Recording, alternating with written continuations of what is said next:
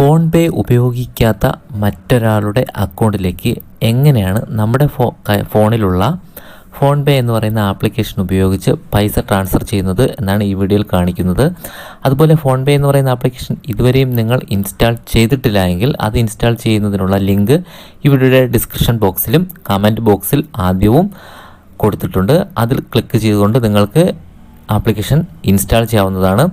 ഇത് ഇൻസ്റ്റാൾ ചെയ്യുന്നതിന് ശേഷം എങ്ങനെയാണ് രജിസ്റ്റർ ചെയ്യുന്നത്, നമ്മുടെ ബാങ്ക് അക്കൗണ്ട് ഈ ഫോൺ പേ ആപ്പുമായി ലിങ്ക് ചെയ്യുന്നതെന്ന്, എങ്ങനെ ഇതിൽ എന്തെല്ലാം ഉപയോഗങ്ങളാണുള്ളത് തുടങ്ങിയ കാര്യങ്ങളെക്കുറിച്ചുള്ളൊരു വീഡിയോ ഞാൻ നേരത്തെ ചെയ്തിട്ടുണ്ട്.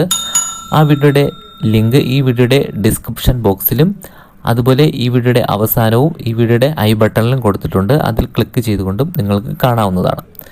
നേരെ വീഡിയോ കാണാം. ആദ്യമായി നിങ്ങളുടെ ഫോണിലുള്ള ഫോൺ പേ എന്ന് പറയുന്ന ആപ്ലിക്കേഷൻ ക്ലിക്ക് ചെയ്യുക. അതിനുശേഷം ഏറ്റവും മുകളിലായി ട്രാൻസ്ഫർ മണി എന്ന് നമുക്കിവിടെ കാണാൻ സാധിക്കും. അതിൽ നിരവധി ഓപ്ഷൻ ഉണ്ട്. അവിടെ ടു അക്കൗണ്ട് രണ്ടാമത്തെ ഓപ്ഷൻ സെലക്ട് ചെയ്യുക. അതിനുശേഷം ഏറ്റവും താഴെ കാണുന്ന ആഡ് ബാങ്ക് അക്കൗണ്ട് എന്ന് പറയുന്ന ഓപ്ഷൻ ക്ലിക്ക് ചെയ്ത് കൊടുക്കുക. അതിനുശേഷം ഒരു ഇൻ്റർഫേസ് വരും. അതായത് ഇവിടെ കാണിക്കുന്നുണ്ട്. അവിടെ ആർക്കാണോ അയക്കേണ്ടത് അയാളുടെ IFSC നമ്പർ നമ്മളവിടെ എൻ്റർ ചെയ്ത് കൊടുക്കുക. ആർക്കാണോ അയക്കേണ്ട അയാളുടെ ബാങ്കിൻ്റെ പാസ്ബുക്കിൽ ഈ IFSC നമ്പർ കാണുന്നതായിരിക്കും. അതുപോലെ അയക്കേണ്ട ആളുടെ ബാങ്ക് അക്കൗണ്ട് നമ്പർ രണ്ടാമതായി ടൈപ്പ് ചെയ്ത് കൊടുക്കുക. അതിനുശേഷം ഈ ബാങ്ക് അക്കൗണ്ട് നമ്പർ അതേപടി തൊട്ട് താഴെ വീണ്ടും ടൈപ്പ് ചെയ്ത് കൊടുക്കുക. അത് 2 പ്രാവശ്യം ടൈപ്പ് ചെയ്യുന്നതിലൂടെ നമ്പർ മാറുന്നില്ല എന്ന് നമുക്ക് കൺഫേം ചെയ്യുന്നതിന് വേണ്ടിയിട്ടാണ്. അതിനുശേഷം അതിന് തൊട്ട് താഴെ അക്കൗണ്ട് ഹോൾഡർ നെയിം, അതായത് നമ്മൾ ആർക്കാണോ അയക്കുന്നത് അയാളുടെ പേര് അതവിടെ നമ്മൾ എൻ്റർ ചെയ്ത് കൊടുക്കുക. അത് അയാളുടെ പാസ്ബുക്കിൽ ഉണ്ടാവും. നമുക്കത് ചോദിച്ചിട്ട് ടൈപ്പ് ചെയ്ത് കൊടുത്താൽ മതി. അതിനുശേഷം അയാളുടെ ഫോൺ നമ്പർ, ഇത് ഓപ്ഷണലാണ്. മൊബൈൽ നമ്പർ എൻ്റർ ചെയ്തില്ലെങ്കിലും കുഴപ്പമൊന്നുമില്ല.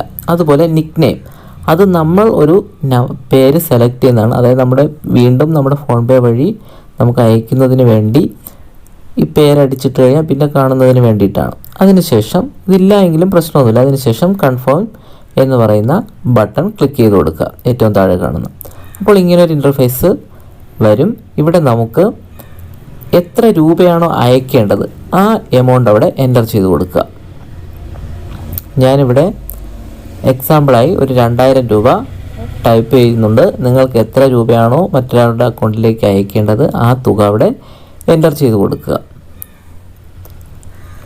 അതിന് തൊട്ട് താഴെ ഒരു അഡീഷണൽ മെസ്സേജ്, നമ്മൾ ഇതെന്ത് ആവശ്യത്തിനാണ് അയക്കുന്നത് എന്ന് വേണമെങ്കിൽ നമുക്ക് അവിടെ എഴുതാവുന്നതാണ്. ഇതും ഓപ്ഷണലാണ്. നമ്മളവിടെ എഴുതിയില്ലെങ്കിലും പ്രശ്നമൊന്നുമില്ല. സാധാരണ അവിടെ എഴുതുന്നത് നന്നായിരിക്കും. നമ്മുടെ ട്രാൻസാക്ഷൻ ഡീറ്റെയിൽസിൽ ഇത് കാണും. നമുക്ക് പിന്നീട് എന്ത് കാര്യത്തിനാണ് അയച്ചതെന്ന് അറിയാൻ സാധിക്കും. അതിനുശേഷം ഏറ്റവും താഴെയുള്ള സെൻഡ് എന്ന് പറയുന്ന ബട്ടൺ ക്ലിക്ക് ചെയ്ത് കൊടുക്കുക. അതിനുശേഷം നമ്മുടെ പിൻ നമ്പർ അവിടെ എൻ്റർ ചെയ്ത് കൊടുക്കുക. ജസ്റ്റ് ഒന്ന് വെയിറ്റ് ചെയ്യുക. ട്രാൻസാക്ഷൻ പെൻഡിങ് എന്ന് പറഞ്ഞ് ആദ്യം കാണിക്കും. നിങ്ങൾ പേടിക്കേണ്ട, ഉടൻ തന്നെ ഒരു മെസ്സേജ് വരും. അതിനുശേഷം ട്രാൻസാക്ഷൻ സക്സസ്ഫുൾ എന്ന് എഴുതി കാണിക്കുന്നുണ്ടാവും.